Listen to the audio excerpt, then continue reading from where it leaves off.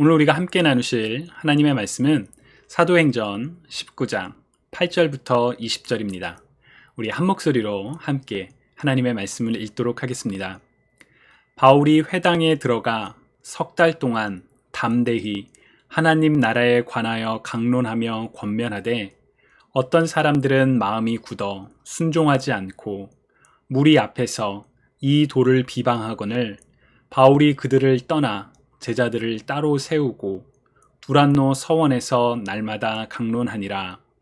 2해 동안 이같이 하니 아시아에 사는 자는 유대인이나 헬라인이나 다 주의 말씀을 듣더라.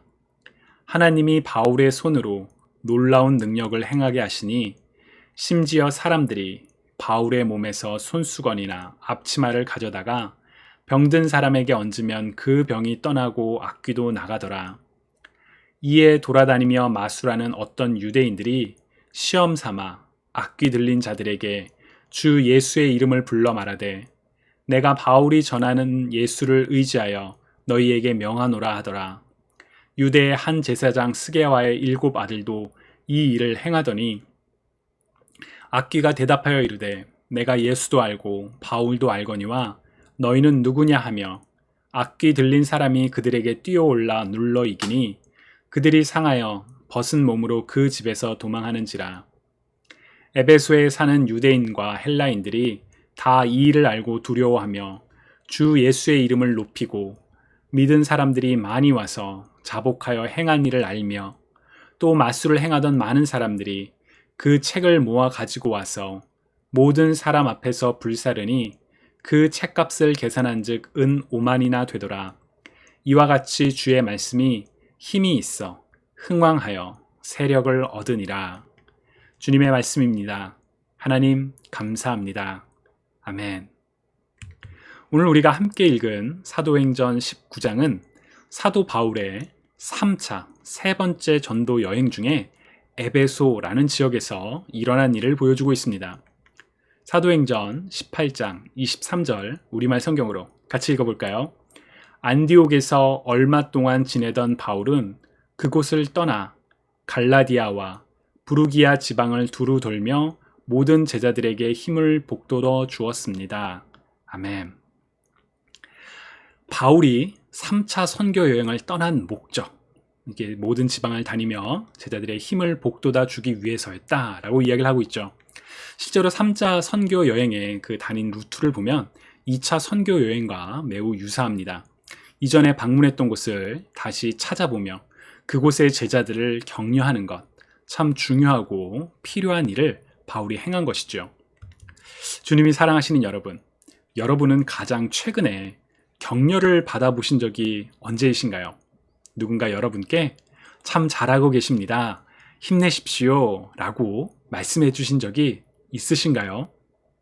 잠깐 이 자리를 빌려 이렇게 온라인으로 진행되는 새벽 기도에 함께 참여하고 계신 모든 분들께 감사와 또 격려의 말씀을 드리고 싶습니다. 바쁜 하루의 일과 속에서 새벽에 혹은 나중에라도 말씀을 듣고 하나님을 더욱 깊이 알기 원하시는 여러분들의 마음과 그 열정이 참 아름답고 귀합니다. 그 누구보다 하나님께서 여러분들을 기뻐하실 것입니다. 우리 스바냐 3장 17절 같이 한번 읽어볼까요? 너의 하나님 여호와가 너의 가운데 계시니 그는 구원을 베푸실 전능자이시라. 그가 너로 말미암아 기쁨을 이기지 못하시며 너를 잠잠히 사랑하시며 너로 말미암아 즐거이 부르며 기뻐하시리라 하리라. 아멘. 하나님께서 여러분들로 말미암아 기쁨을 이기지 못하시며 여러분을 잠잠히 사랑하시며 여러분들로 말미암아 즐거이 부르며 기뻐하시리라. 바로 여러분들을 향한 하나님의 사랑과 격려의 말씀이라고 믿습니다. 아멘. 여러분들께 또 한 가지 여쭙고 싶습니다. 여러분 가장 최근에 누군가를 격려해 본 적이 있으신가요? 참 잘하고 있습니다. 힘내십시오 라는 그런 따뜻한 사랑의 말을 전해 보신 적이 있으신가요? 만약 잘 생각나지 않으신다면 오늘 꼭 가까이 있는 분들에게 따뜻한 격려의 말을 전해 주실 수 있기를 축복합니다. 칭찬은 고래도 춤추게 한다 라는 유명한 말이 있죠. 우리가 누군가의 격려를 받아서 기쁘고 감사한 것처럼 우리도 그렇게 누군가에게 기쁨과 사랑을 전해주는 통로가 되면 참 좋지 않을까요? 사실 우리 그리스도인들의 삶은 우리가 사랑할 수 있어서 내 안에 사랑이 막 넘쳐서 사랑하는 것이 아니라 우리가 받은 사랑이 너무나도 커서 하나님께서 우리에게 주신 사랑이 흘러 넘쳐서 누군가에게 흘러가게 하는 것이죠. 하나님께서 우리를 기뻐하시고 사랑하신다는 것을 기억하며 우리 주변의 사람들에게 사랑을 나누는 저와 여러분 모두가 되시기를 주님의 이름으로 축복합니다. 바울의 3차 선교 여행의 목적은 이처럼 믿음을 가진 사람들을 격려하고 돌보기 위함이었습니다. 그런데 주목할 점 중에 하나는 바울의 이 선교 여행이 어떻게 시작되는지를 설명하고 난 다음에 바울이 이제 어디로 갔습니다. 그런 이야기가 아니라 아볼로라는 인물에 대해서 이야기하고 있다는 점입니다. 우리 사도행전 18장 24절부터 26절 같이 한번 읽어볼까요? 한편 알렉산드리아에서 태어난 아볼로라는 유대 사람이 에베소로 왔습니다. 그는 학식이 많고 성경에 능통한 사람이었습니다. 그는 일찍부터 주의 도를 배워 열정을 가지고 전도할 뿐 아니라 예수에 대해서도 정확하게 가르쳤습니다. 그러나 요한의 세례만 알고 있을 뿐이었습니다.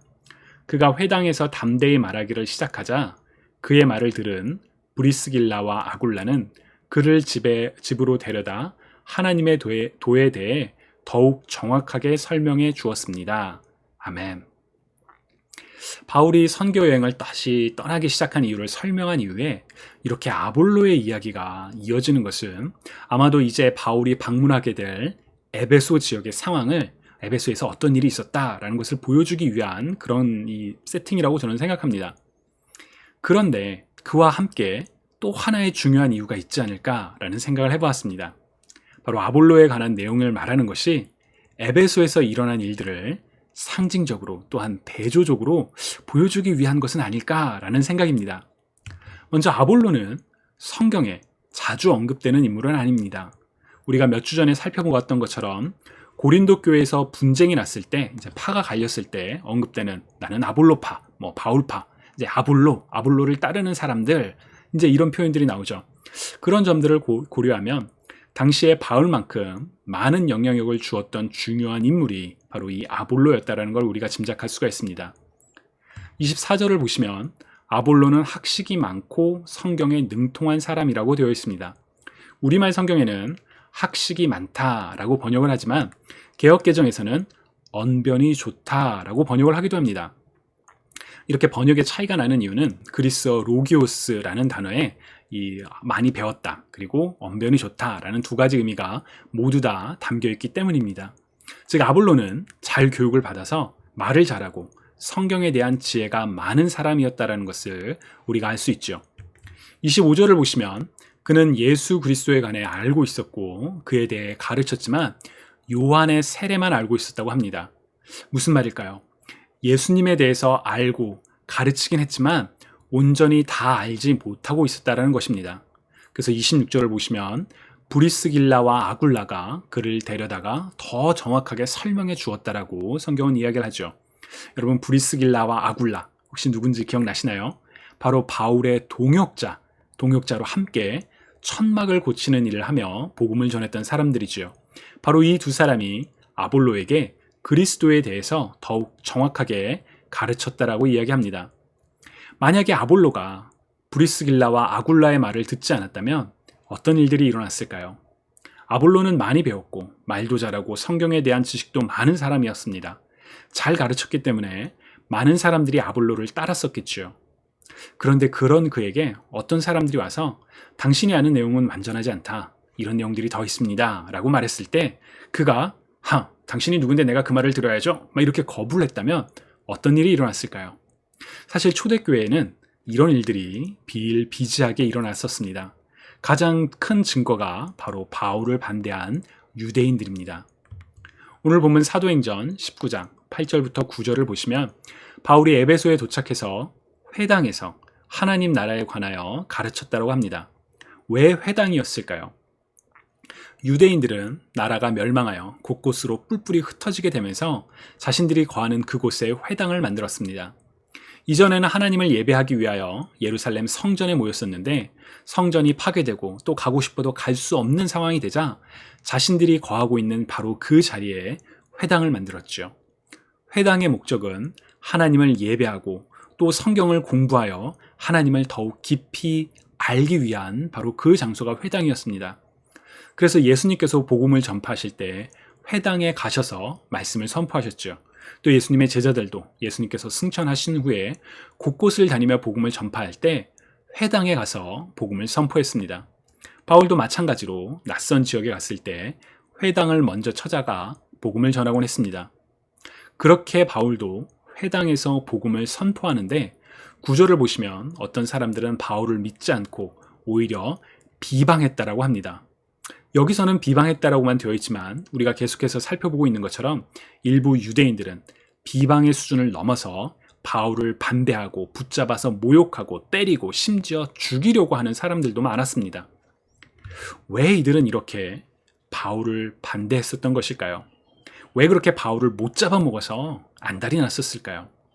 왜냐하면 바울이 증거하는 예수 그리스도에 관한 복음이 자신들이 기존에 알고 있던 것과 달랐기 때문입니다.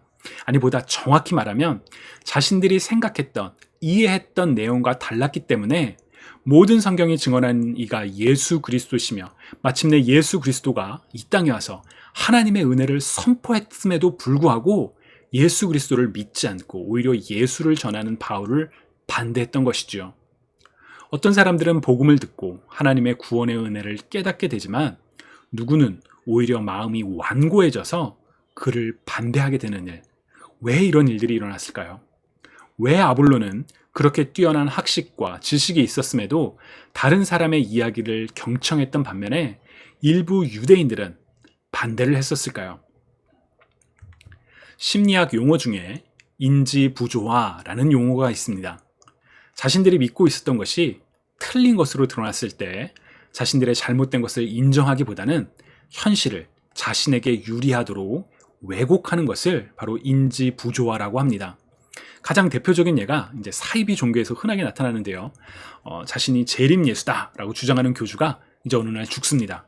그러면 야, 그 사람이 진짜 거짓말했구나. 내가 이게 잘못 알았네라고 깨달아야 되는데 오히려 현실을 왜곡해서 더 다른 거짓말을 만들어 여전히 그 사이비 종교에 빠져 있는 현상이 바로 인지부조화의 예입니다. 인지부조화는 비단 종교에서만 나타나지 않습니다. 우리의 일상에서도 우리가 흔하게 이렇게 나타날 때가 있는데요. 잘못된 선택과 결정을 했다는 것을 깨달으면 내가 실수했어. 그리고 이제 돌이켜야 되는데 오히려 현실을 합리화시키려고 모순된 행동을 하는 건 역시 바로 인지부조화에 해당하는 일입니다. 유대인들은 하나님을 알고 있었습니다. 성경에 대해서도 알고 있었죠. 이들 중에 일부는 예를 들어 바리새인, 사두개인, 율법학자 등은 누구보다 성경을 잘 알고 있다는 자부심도 있었습니다. 그런데 자신들이 믿어왔던 것과는 달리 하나님의 아들이 평범한 인간의 모습으로 오사 복음을 선포하시고 십자가에 달려 죽으신 것을 이해할 수가 없었습니다. 예수를 인정하면 자신들이 믿어왔던 것이 잘못된 것임을 드러날 뿐만 아니라 자신들이 지켜왔던 그런 질서나 자신들의 권위나 권한, 자존심 등이 무너져 내리니까 더욱 열심히 부인하며 반대를 했던 것이죠.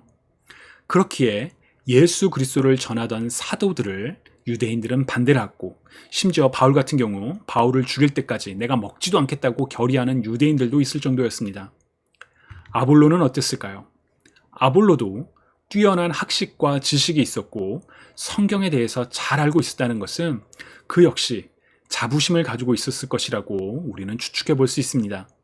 그러나 그는 자신이 그리스도에 대해서 온전히 알지 못한다는 것을 알았을 때 자기 것을 붙잡으려 하기보다는 자신의 부족함을 인정하고 그리스도를 받아들였습니다.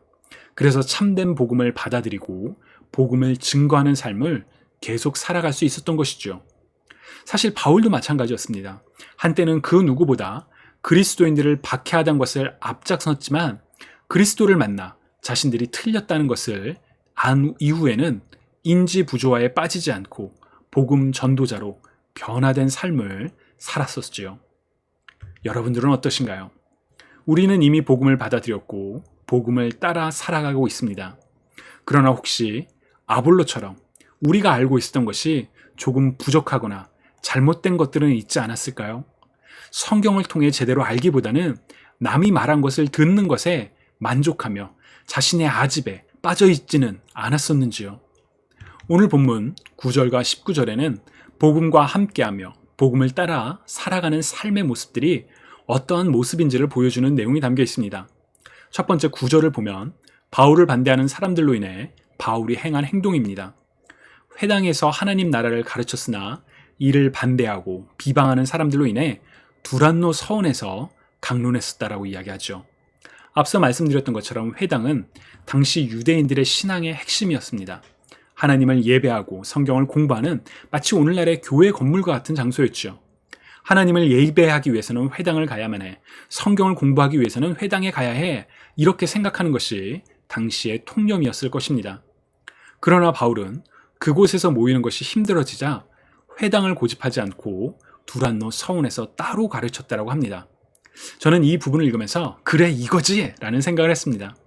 중요한 것은 외형이 아니라 본질입니다.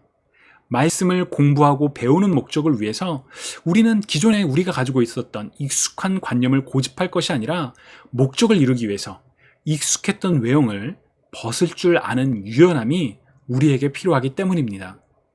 코로나 팬데믹을 거치면서 예배의 본질이 무엇이냐, 교회 공동체의 본질이 무엇이냐, 우리는 본질에 관하여 의문을 갖곤 하죠. 진짜 우리가 추구해야 할 복음을 따라 복음과 함께 쫓아야 하는 본질을 발견했을 때 그 본질을 위해서 익숙했던 것을 벗어버릴 용기, 여러분 가지고 계신지요? 오늘 본문 19절에 그런 용기 있는 행동들이 나옵니다. 이전에 마술을 행하던, 즉 우상 숭배를 하던 사람들이 복음을 알게 되자 자신들의 잘못을 회개하며 이전에 자신들이 사용했던 책들을 모아서 사람들 앞에서 불살랐다고 합니다. 그런데 그 책값을 계산하니 은 5만이라고 합니다. 은 5만은 얼마일까요?